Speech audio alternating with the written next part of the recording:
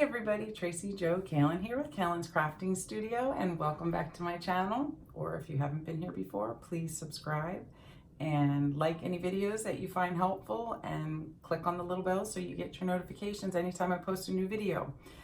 I think I decided that in my intros I'm going to say TJ Kalin from now on. So a lot of my friends call me TJ, and Tracy Jo Kalin is quite a mouthful. So TJ Kalin with Kalin's Crafting Studio. In today's video, I'm going to do a tutorial on assembling a shadow box card that I designed recently, and a little bit of the backstory on this. So I saw a die cutting set that was being featured on a home shopping network, and I thought, wow, those cards are really cool. I bet those would do really well at my craft fairs. But, you know, those metal dies are like $30 a piece to buy. They're super expensive, and, you know, sometimes I only use them a couple times and I don't use them again. And I thought, gosh, you know, I have my Cricut, I have my maker. I bet you I can redesign the file itself to cut on that machine. The other issue is the die was too big that they were offering to fit in my Cuttlebug, which is the only manual embossing and die cutting machine that I have. So they were hawking the new electronic ones, and I know there's a couple of them out there and they're like $150 to $200. It's just not another piece of machinery that I need when I have my maker that does a lot of the same things. So I just was determined to figure this out. So I slaved over my computer for several hours and did a bunch of cuts and test files and stuff until I did it. I did it. It turned out so cute. So here it is. This is my little shadow box card. So here you go. You can see it sort of pops out. It folds flat, so you can fold it flat down. It just squishes down. It's like a little accordion thing. I don't know if you can really see in there, but there's several different layers. And I'd never seen one of these before. Maybe I'm not new to the game. Maybe these cards have been around for a while and I just didn't know it. I've never seen them on Pinterest, and the first I'd ever seen it was when I saw it on this home shopping network. So I gave it a try. And the inside, I just have a little birthday. Oh, can't really see that in there. There we go.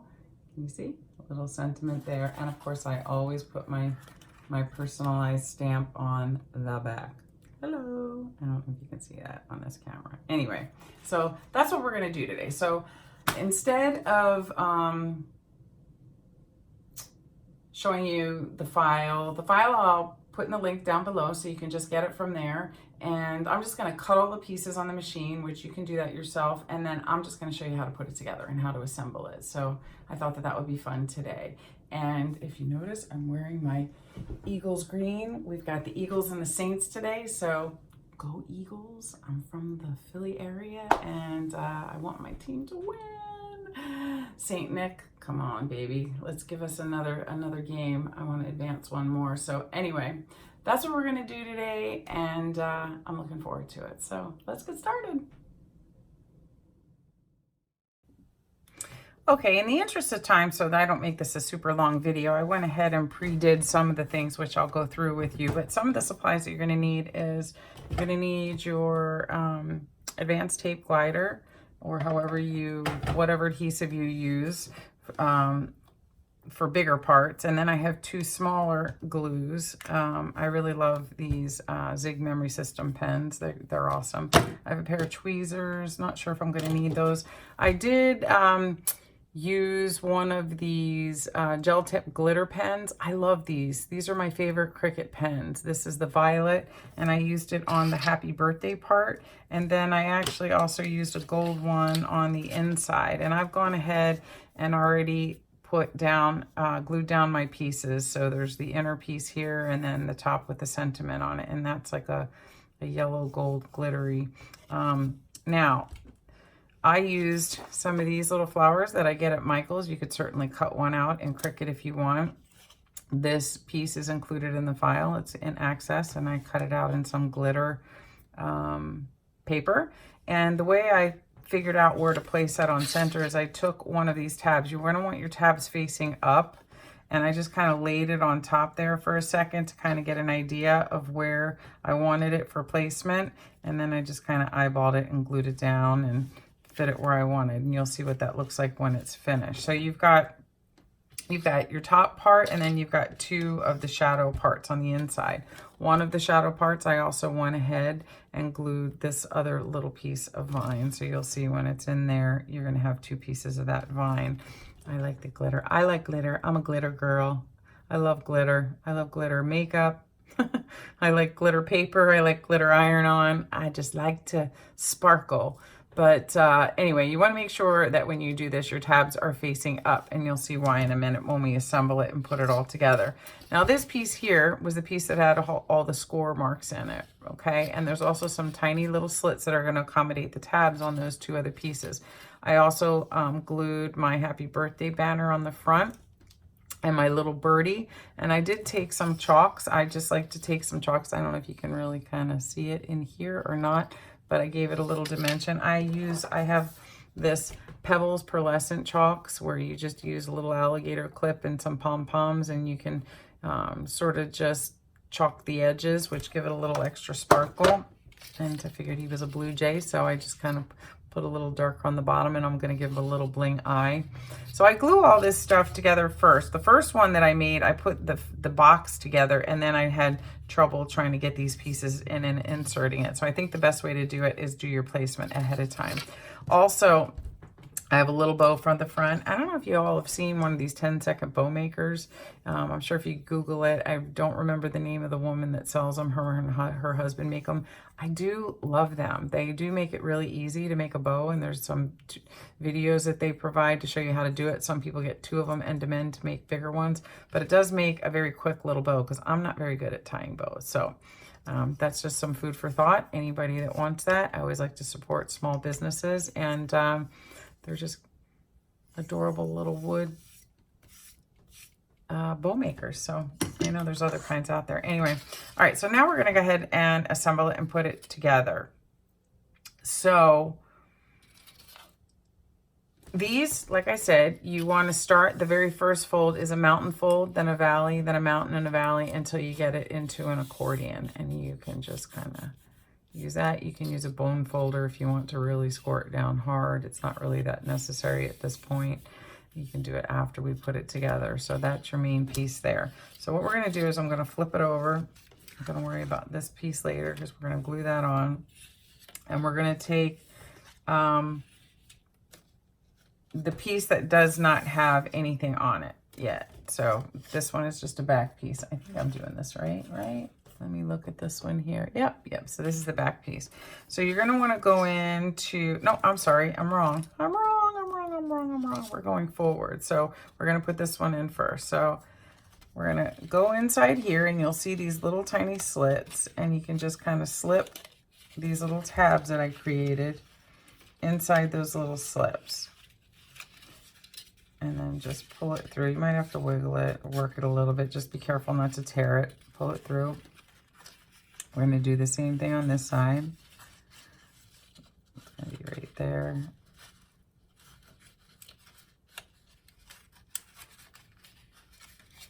Pull it through. Work it. Pull it through.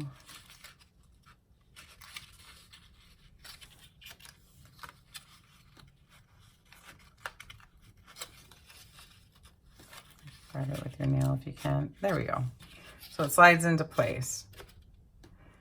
That's good. So now you have these little tabs sticking out on the sides. So we're going to take a little piece of, you can either, actually, you know what? Well, let's just use this glue. We're going to see how this works. The last one I used the little pieces of glue, but you can just kind of push it down, add a little glue to those tabs, and then you're just going to fold them over. Now you can pre-fold them before you put them in. I did not put score marks on them because they're so tiny and they're easy to fold. But you just want to glue those down. I might do an experiment and see if I glue it down or use a little piece of a pop dot glue, or a glue dot, excuse me, how that works. But all right, so on this side we'll do it with this and see which one I like better. I just break one in half and use 2 pieces from the same one.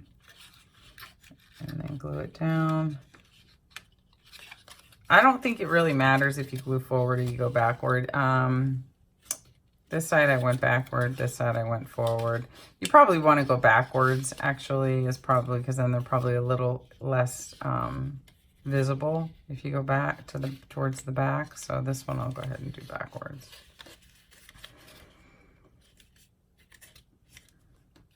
Yeah, that's good. Okay, so now you've got your first piece in there, like that. And now we're going to put the back piece on. Same thing, you want to make sure your tabs are pointing up. And there's another set of slits in there for you.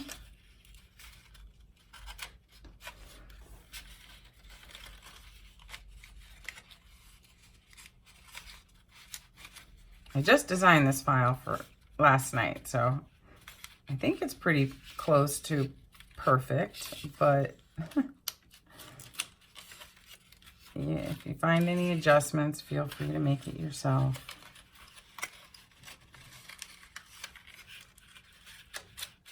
There we go. And the last little tab goes in like that. Yay. All right. And again, we're going to fold them back. I'm going to use the glue dots because I think that's easier. It's instant satisfaction, whereas you don't have to wait for it to dry. Take a little piece. And definitely put those to the back because that way they'll be hidden when we glue it down to, I guess I put the whole piece on there. That way it'll be hidden when we glue it down to the card base.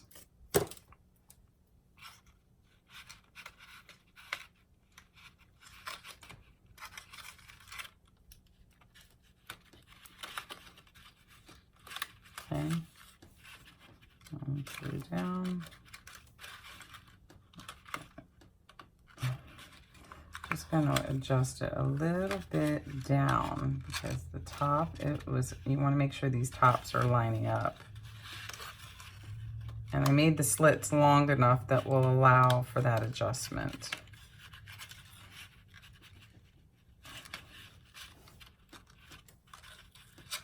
There we go. Pop it into place, adjust. Yeah, those are lined up good. And then the last 2.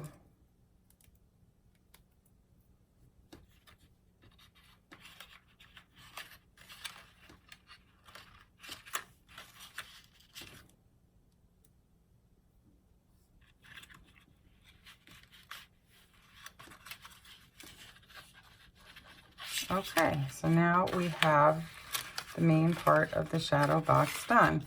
Now, if you want to hold this down and you want to run this over here to get some nice clean bends or edges. See, that one came up. That's the one that I used the regular glue on. So we're definitely going to use Pop Dot.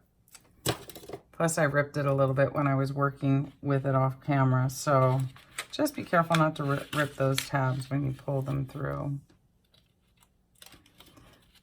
Be gentle, gentle and patient. Yeah, the other glue didn't want to stick. This is pretty thick cardstock and it's textured. So sometimes I find that glue does not stick well. The liquid glues don't stick well to that type of cardstock.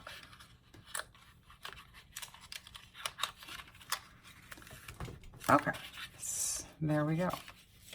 There's the front of our, now we're just gonna take this and we are going to put some glue here. And for this, I'm gonna use my runner, which I'm having issues with right now. I think I need to tighten it up. You know what, I'm not gonna use that because I'm having issues. So we're just gonna use regular glue.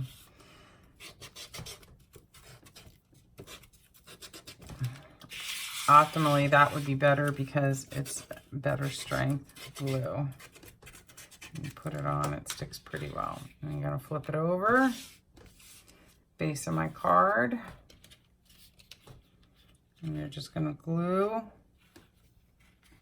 those little tabs down. And I would make sure you're lined up as best as possible and then just hold it down until your glue sets for a few minutes, or seconds, I should say.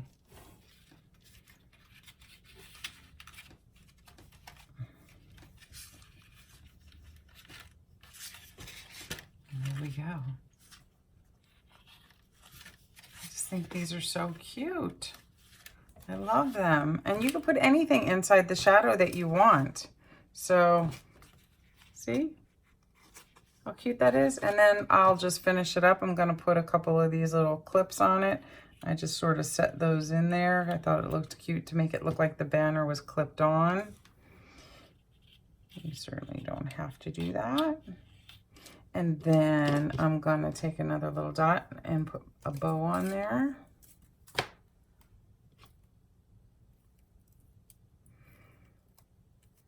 Put the bow down here at the base of my banner.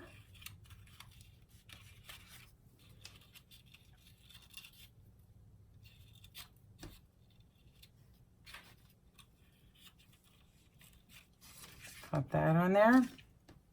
Let's give the birdie a little eye. What color do I want to use? Well, let's see. I'll give him a green eye. Actually, we'll give him, let's just give him a yellow eye. I was gonna do something different, but kind of push it down, set that on there. And I'm probably gonna go ahead and put maybe some pink, these little tiny gemstones are so cute. And I like to just put them all around the perimeter of that, which I don't need to do on camera right now and make this video any longer. But there you go. That's it. Cute little shadow box. I think they're super fun, and I'm excited to make some more of these and give them out as gifts. So thank you so much for watching, and I appreciate all of your support, and give it a thumbs up. A thumbs up is always good. So thank you very much, and we'll see you next time. Take care.